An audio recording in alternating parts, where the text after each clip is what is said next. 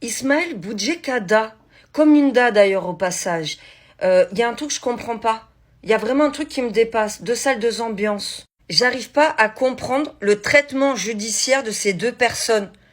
Parce que quand je réfléchis, je ne suis pas tout le temps d'accord avec la formulation de certains de leurs propos. Mais il faut être objectif. S'il vous plaît, 2 minutes là, on réfléchit ensemble. Juste l'affaire Palmade, lui, il a quand même envoyé du monde vers l'au-delà. Sa procédure, elle a été accélérée.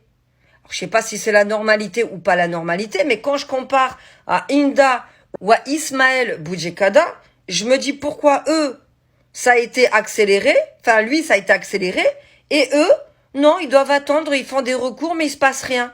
C'est quoi qui est le plus grave? C'est d'avoir tenu des propos sur tel ou tel dossier, telle ou telle situation dans le monde, ou c'est d'envoyer un petit bébé dans l'au-delà en blessant toute une famille.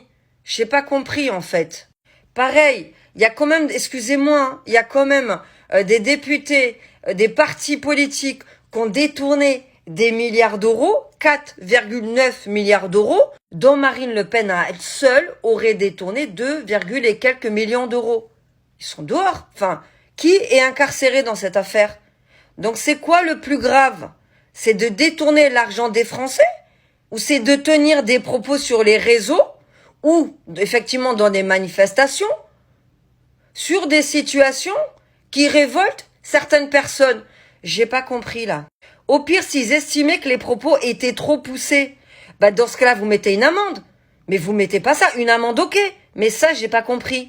Dernier point, les hommes là qui sont attirés par les enfants et qui les atteignent avec des agressions S, il y en a certains, ils ont fait vraiment mais quelques jours, ils ont eu des amendes et ils sont partis dans des centres de remise en forme à jouer au ping-pong.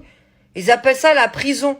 Mais en fait, c'est pour qu'ils ne soient pas dans la prison classique, pour pas qu'ils se fassent ça. Du coup, ils vont dans des prisons où ils font du ping-pong.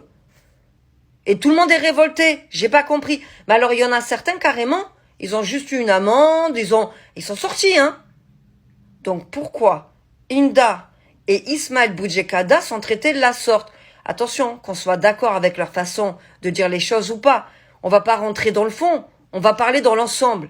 Il y a quelqu'un qui peut m'expliquer? Je suis sérieuse, là.